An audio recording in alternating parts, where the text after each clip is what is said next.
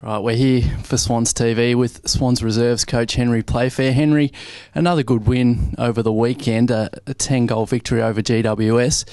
Is it fair to say the final scores probably didn't do justice to how tight a game it was?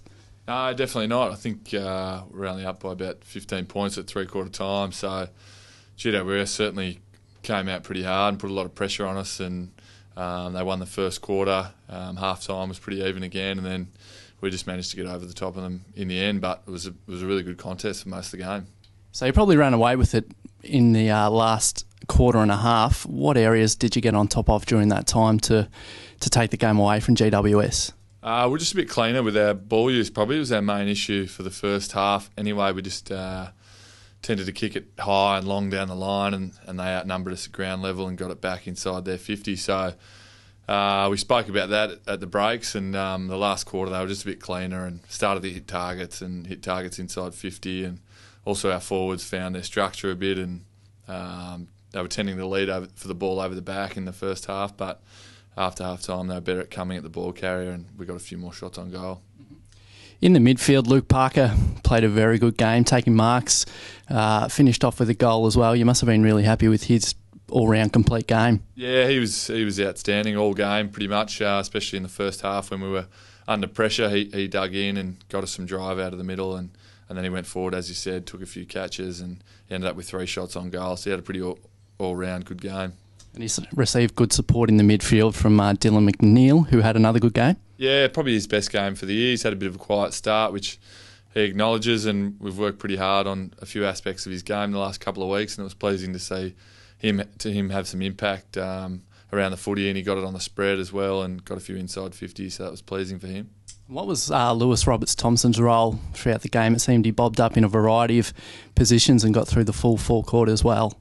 Yeah, he started in defence and started pretty well, had a number of spoils. I think he had 8 to half-time and played a pretty tight role down there for us, and then we really needed a contest up forward, and he went forward and provided us that, and was pretty strong in his attack on the footy and his tackling, which we've come to know with him over the years.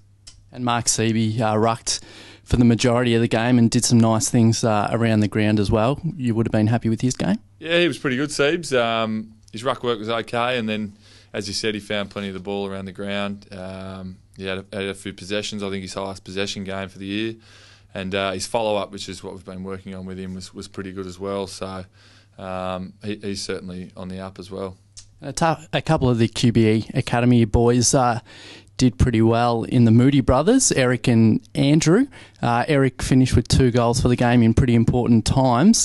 What can you tell us about those boys and how they went in the game? Yeah, the brothers were exciting to get those boys down and play with us from the academy. And they both were really good for us. Certainly exceeded our expectations going into the game. They're not big boys yet. They're only young, but certainly their attack on the footy in some ways led the way for us, and they put their head over it, and they were pretty hard and got a few knocks. I think the boys will be pretty sore today and during the week, but no, they were really pleasing to see them get a game and do pretty well.